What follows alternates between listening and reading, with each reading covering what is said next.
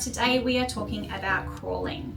Now, crawling can start anywhere from 5 months old for our really eager to get places beavers, but it is completely normal for a baby to take up until 12 months to work out how to crawl. I guess the other thing is, what is actually crawling? We've all heard of commando crawling, so rolling around on their tummy.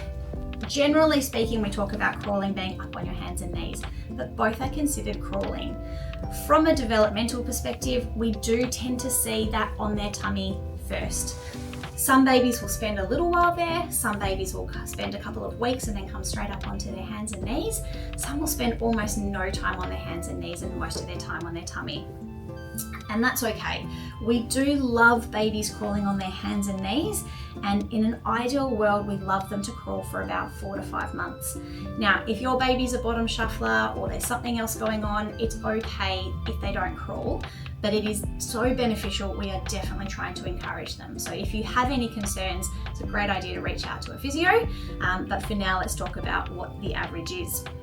So when a baby is crawling on their hands and knees, they get some lovely right-left cross-patterning for their brain. It really helps to teach them how far away things are from the floor, and it helps for them to build all of that lovely arm strength. If you think about it, once we have got up from crawling and we're starting to walk, we really don't use our arms for a lot then. So the more we can develop that arm strength as a little one, the better established we are for the longer term. So what should commando crawling look like? Now, some bubs will have a very one-sided dominant.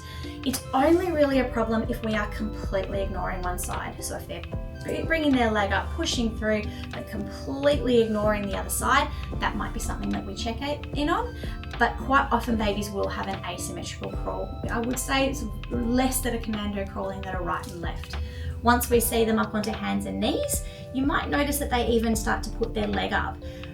This generally indicates that there's a little bit of lack of strength around the hips, and we can look at some simple exercises to help that. But generally, crawling should be hands and knees, equal weight on all points, and then they're progressing from the floor up. If you want to help your baby learn to crawl, if they're just sitting there and they're not quite that interested in anything, obviously putting toys and bits and pieces to motivate them. When babies are actually propelling off, they've usually still got their plantar reflex, which means that if you add pressure to the sole of their foot, they will push against it. And we can use that to our advantage.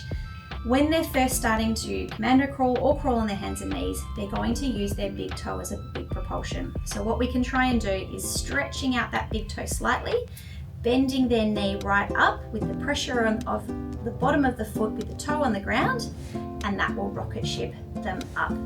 So bringing the knee right up into that froggy position, toe down, and then move. Now if you're feeling coordinated enough, you can go right and left. You might focus on one side for a few pushes and then the other side. You might find that when you bring your legs up that they push a little bit but don't go too far. That might be because their arms are tucking behind. You might need to get them bringing their arms forwards to then get them to get that propulsion forwards. But they can be some nice easy ways. Think about the surfaces. Carpet's obviously much harder to go. Or what you could even try doing is helping your little one going down a slope. So again, using our wedge cushion, you can try and bring them legs up there and then working down using gravity to assist you as well.